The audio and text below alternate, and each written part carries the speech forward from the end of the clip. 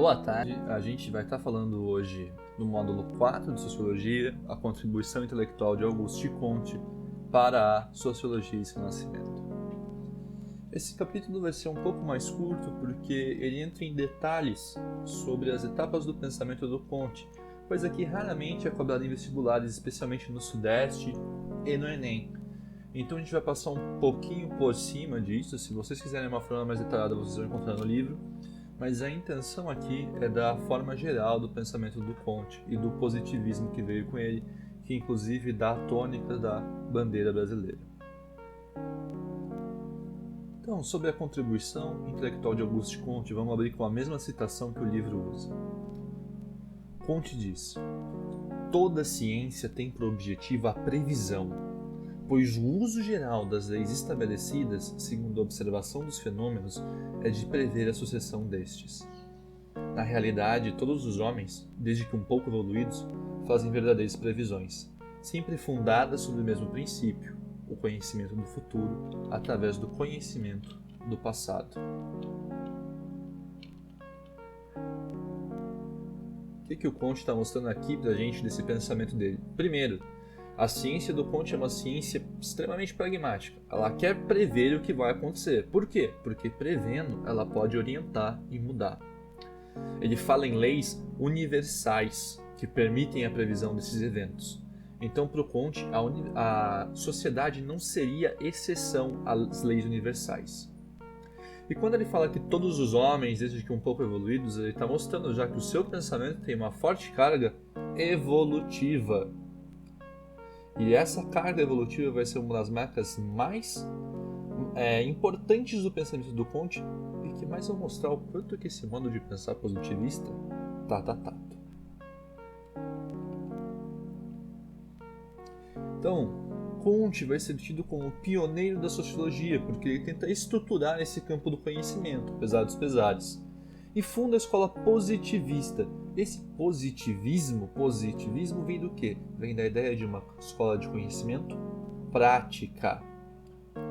Obviamente, a forma de pensar do Comte é um reflexo das transformações da sociedade na época dele.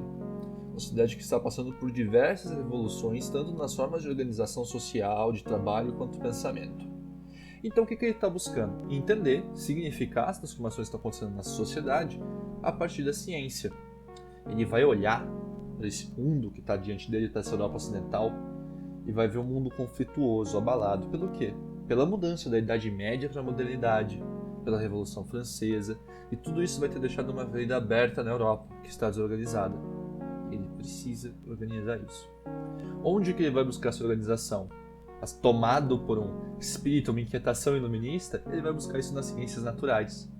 Ele vai olhar para as ciências naturais e vai falar, aqui tem um modelo para organizar qualquer coisa produtiva, para organizar qualquer sociedade. As ciências naturais são práticas, permitem previsão. Então vamos tentar entender a sociedade a partir das ciências naturais. Então esse pensamento dele vai vir tanto do fim do antigo regime, do regime absolutista, quanto do que ele está presenciando com a reorganização do trabalho, especialmente a existência do proletariado, a existência de uma burguesia, quanto dessa confiança exacerbada em ciências naturais. Então, de maneira geral, para falar de pensamento positivista, a gente vai colocar esses 4 pontos. Primeiro, é uma ciência que explica e controla os fenômenos sociais de maneira prática. Ela faz isso, professor? Não, mas ela busca isso. Então, ela busca explicar e controlar a sociedade a partir das previsões e das conclusões que ela tece. Até por isso a gente entra nesse segundo fator. Ela é marcada então por uma abordagem semelhante à das ciências naturais.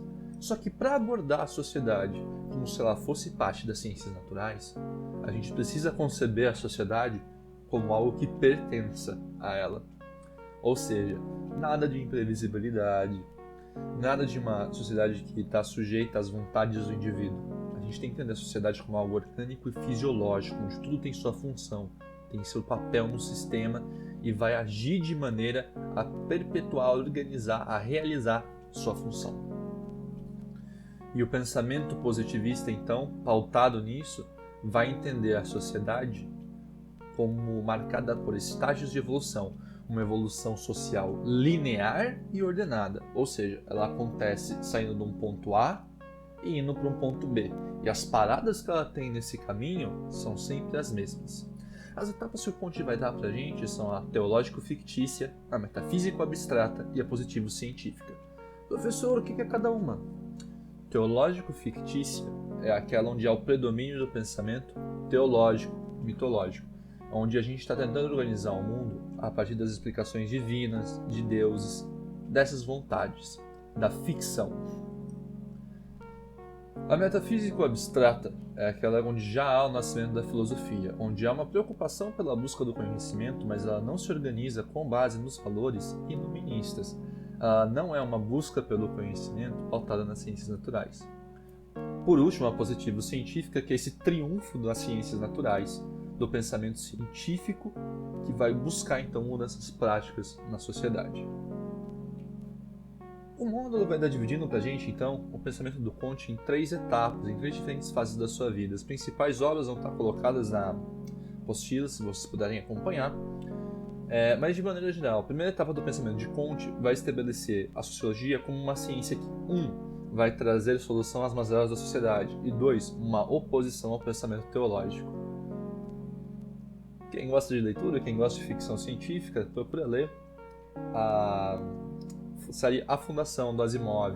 Vai trazer uma abordagem das ciências sociais, mas nessa linha da sociologia como uma ciência que busca esses práticos, certo? A segunda etapa do pensamento do Conte, entre 1830 e 1842, vai ser um desdobramento desses conceitos iniciais. Ele vai desenvolver aqui a sua visão evolucionista, falando em uma, abre aspas, condução gradativa de superação da razão sobre o espírito teológico, fecha aspas. Ou seja, pro Conte, o pensamento teológico, o espírito teológico, vai ser cada vez mais substituído pela ciência e pela razão, gradativa e naturalmente.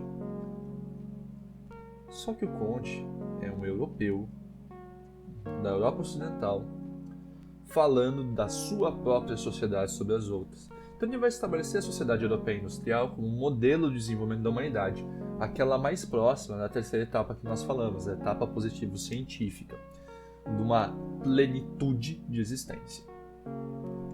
Muito por isso, o Conte vai ser visto hoje como um cara extremamente preconceituoso, por assim dizer, com outras sociedades. Ele vai estabelecer a Europa como modelo e o resto do mundo seria, para a visão kantiana, atrasado. A terceira etapa do pensamento do Conte, estruturada entre 1851 e 1854, vai falar sobre uma necessidade de transformação da sociedade industrial, porque as mazelas dessa organização estão vindo cada vez mais à tona. Então ele vai propor a sociologia como uma propagadora de ordem moral e social, justamente por entender que a sociologia poderia estar buscando soluções e entender o que está acontecendo. Ele vai dar à sociologia esse papel de estruturar uma melhor ordem moral e social para a sociedade. Com isso vem a ciência, então, como norteadora da vida moderna. Então a ciência, no modelo das ciências naturais, como uma norteadora da vida em sua totalidade, de todas as formas dela, e a sociologia em especial para discutir a ordem moral e social. Quando Conte está falando em ordem moral e social, ele está falando da ordem moral e social da Europa Ocidental. Por isso que a gente tem que tomar cuidado com esse pensamento positivista. A noção de ordem e progresso fala sobre a ordem e progresso da sociedade europeia do século XIX e do que o Conte acreditava ser possível alcançar com esses ideais. Então o Conte vai abordar, em solução última, que a condição humana vai ser o entendimento de 3 coisas. Primeiro, Europa Ocidental, modelo e exemplo de sociedade. E ela vai ser a única a alcançar essa totalidade da existência. A ciência como norteadora da vida moderna, a sociologia como ordem moral social. E caberá à Europa, de certa forma, levar isso para o resto do mundo. Ajudar os países que as nações que estão nesses estados evolutivos menos avançados. Percebe o perigo desse pensamento? Ele justifica um certo colonialismo. Esse pensamento do Comte de que a Europa vai ser esse modelo exemplo, que vai alcançar a totalidade, que ela pode nortear tudo isso, vai justificar muitos discursos racistas, muitos discursos sobre como a sociedade europeia é superior às outras. O Comte vai propor também que o pensamento científico é universal. Obviamente, não qualquer pensamento científico, e sim pensamento científico construído a partir da razão ocidental. E por último, que a sociedade pode ser entendida a partir dos seus estágios universais de evolução. Ou seja, aqueles 3 estágios que falamos anteriormente: as etapas teológico-fictícia, metafísico-abstrata e positivo-científica. Professor, então o Comte, ele é um cara complicado de entender? Não, o Comte é bem simples de entender. O complicado do Comte é o teor do seu pensamento. Por quê? Porque esse pensamento do Comte está sendo organizado a partir desse sentimento que ele tem que a sociedade europeia é o modelo para o mundo e vai ser feito em defesa disso, partindo de um fascínio também pelas ciências naturais. O Comte ele é importante porque ele tenta estruturar a sociologia como ciência a partir das ideias das ciências naturais, da exatidão, da previsibilidade, tudo isso. Só que hoje em dia a gente tem esse pensamento do Comte como atrasado, porque as categorias de evolução que ele divide, de progresso, de ordem, de sociologia tentando trazer valores morais e sociais, hoje em dia é tido como atrasado. Só que esse cara vai estabelecer a base para a sociologia moderna, que é o que a gente vai ver mais no módulo 5, quando a gente começar a falar um pouquinho mais sobre positivismo e como isso vai se relacionar com o primeiro dos nossos 3 porquinhos da sociologia, o Durkheim.